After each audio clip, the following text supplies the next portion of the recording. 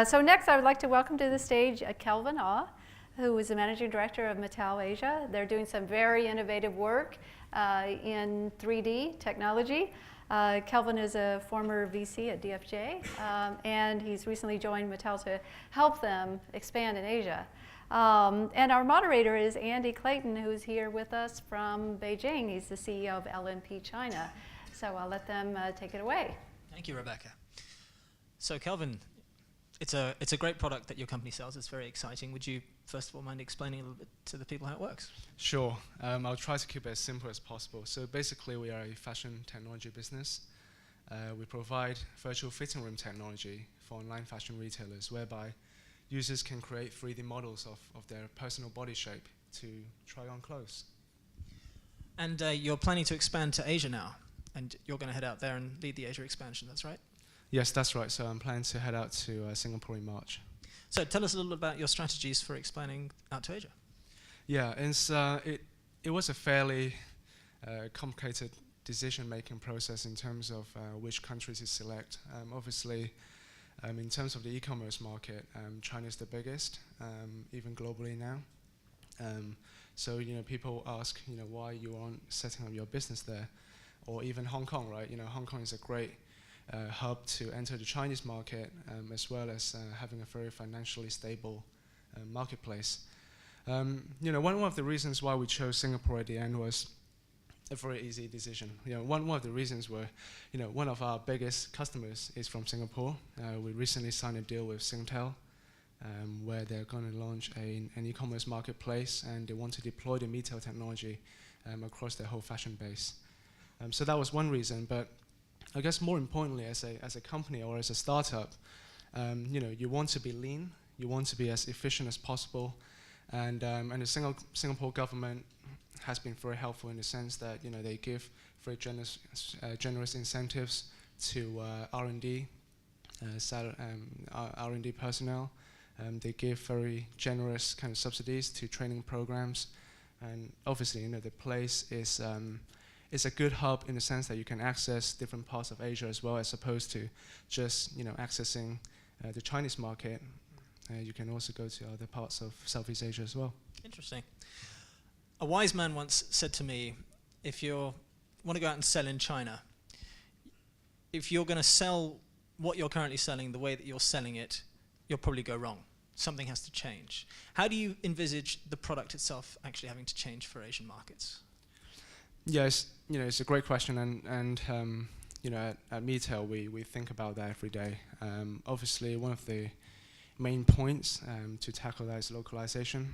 The Chinese market have actually come a long way in the sense that languages, there's obviously still a language barrier, but many people I speak to in China now, including Alibaba, Tencent, a lot of the strategy guys or the e-commerce head of digital guys, they actually speak English, and they will understand me going into a meeting and showing them a demo in the English language. So from that perspective, from a kind of B2B meetings perspective, things are okay from a language barrier perspective. But I think to really tackle the consumer space, certainly you need to localize the product. You need to find the right tone of voice in the sense that how you want to communicate to the market, from a PR perspective, from a user journey perspective as well. So you're kind of like a B2B to C platform, right? So you're selling to companies that will then use the technology to try and sell more clothes to consumers. Correct. So you've got kind of two levels of localization. One is the B2B sale, and then one is the product itself in terms of different shaped bodies and how people choose clothes. How do you see those two separate areas having to be tailored and localized? Yeah, so we are a UK company. We've been around since 2008. Our first customer was Tesco's clothing. So obviously we've been very much focused in the Western markets from a body shape perspective. Body shape profiles are very different between the Western and the Eastern markets.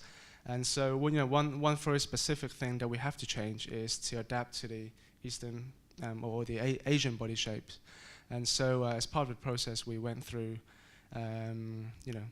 huge amounts of research in terms of gathering data, in terms of... And what's different? I'm curious to know.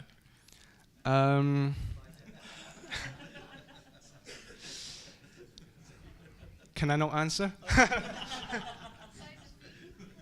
Size of feet, yeah, that's certainly one. Yeah, that's right. Yeah. You know what they say about big feet.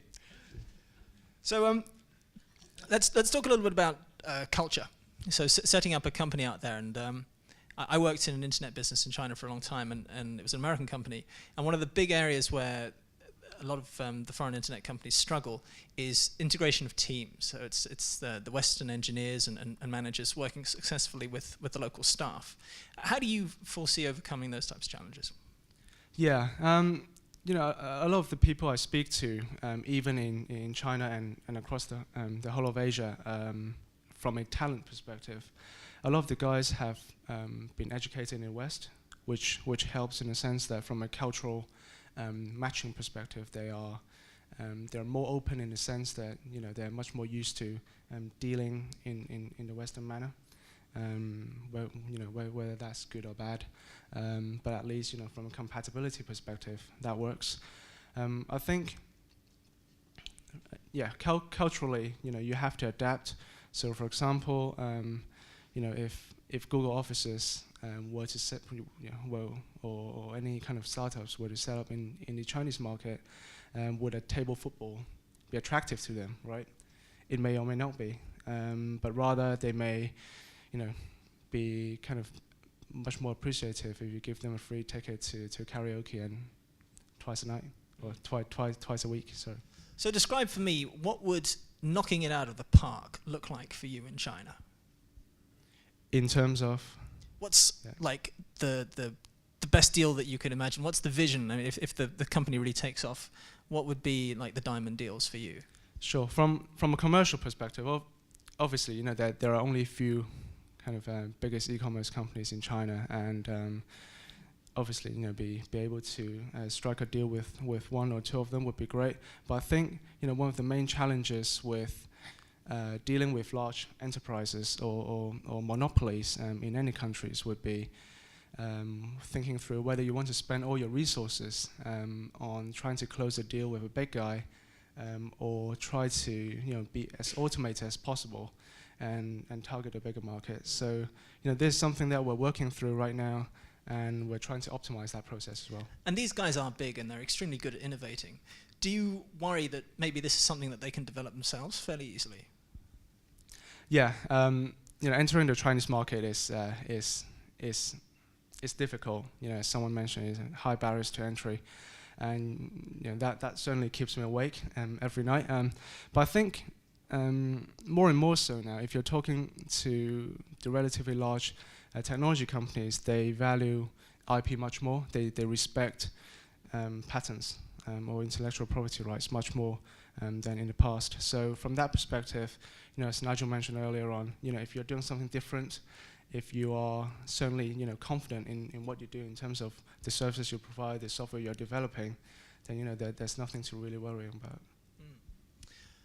Tell us a little bit about, so you've been talking to companies out there, your sense for the B2B sales in China. It's a really challenging area. It's very difficult. You have to have a strong product, but also navigating and negotiating the mechanics of the sales, dealing with the relationships internally, possibly people who want to be involved in the deal in some way. What kind of problems and challenges have you faced in that area? Yeah, you know, B2B sales hasn't been easy ever, really. And one of the main things you have to really look out for at the outset is to really identify the right stakeholder. You know, it's the worst thing you can experience, where you to go into the business or discussion, negotiation for 6 months, and at the end of the day, you found out that, you know, that decision-making process is not really decided by, you know, the main guy you've been speaking to. So obviously identifying the right stakeholder is one of the main things that we really want to kind of get clear about at the outset. The other really important thing is, you know, there are many talks about, you know, Chinese companies may or may not exist. You know, they might be fake entities, empty shells. You know, it's not just about China, but across many of the different markets as well, and especially so. So I guess being able to tap into some kind of local partnership where you can really pick their brains in terms of negotiating contracts and really going to the bottom where doing some due diligence across the different companies that you're about to sign a contract with, whether they exist or not, whether you're actually signing with the right parties or not. So these are quite important things. So it sounds like Singapore sold themselves quite well to you as a place to base the business. And is that as somewhere to enter the Asian market or China in particular? So, as I mentioned earlier on, so Singapore is in the center of Southeast Asia. So, we don't want to kind of narrow ourselves to just to do business in Singapore. Obviously, Singapore is a very small country. Quite naturally, it really lends itself to neighboring countries such as Malaysia, Indonesia, Thailand, Vietnam as well. So that's kind of the Southeast Asian region. But from Metail's perspective, because we're so focused and active in the e-commerce space, Japan is definitely one of the main markets. South Korea is another one. Not least China is a big one for us as well.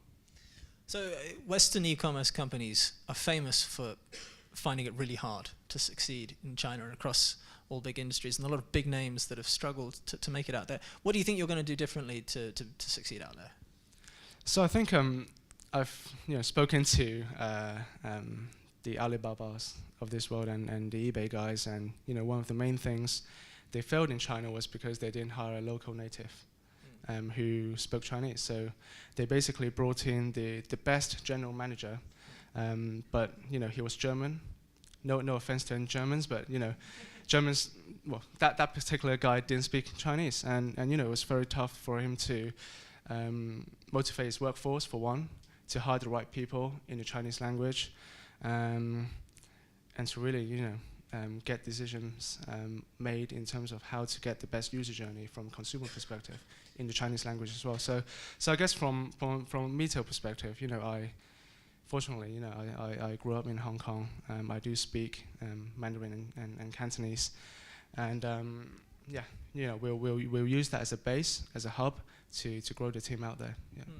I mean, what I saw a lot in these Western companies, partly it's the interaction with staff, retaining people, getting quality talent, but a lot of it is just about understanding of the consumer. Because Chinese consumers, seemingly in almost everything they do, just operate in a different way. They have just a completely different way of thinking. So that type of Chinese mentality is extremely important when you're actually designing and adapting the product. What are your thoughts in that area?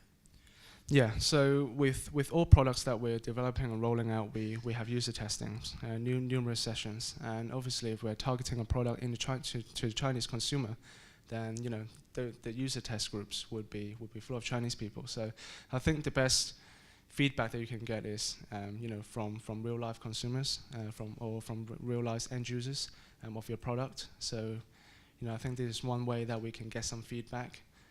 But I think the best is to really just be out there and just be immersed in the marketplace. Oh, okay. Questions from the floor, is it now? So any questions for Kelvin from the floor?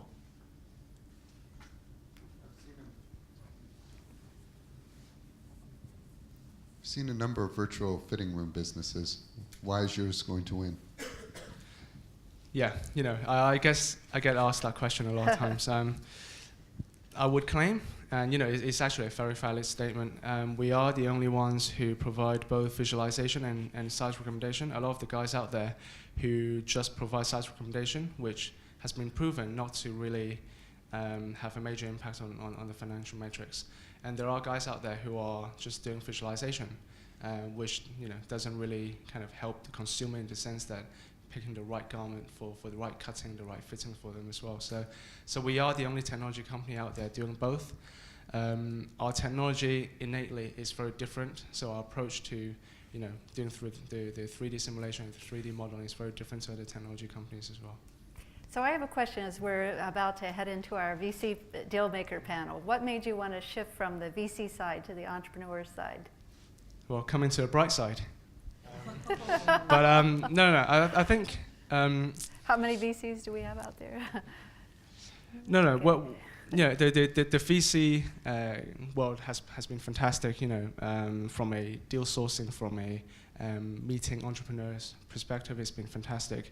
But I think, a lot of the times you invest in a company, you sit on the board, you advise the management teams on very high-level strategic issues, which are all extremely interesting. But I think personally, I would like to kind of move more involved, get myself more involved into the operational side of things, and to really, dig deep into learning how to scale a startup to, the big companies. Okay, He that's wants to get great. his hands dirty. I see, yeah, okay, good luck. Thank you so much. It was an Thank you. excellent session.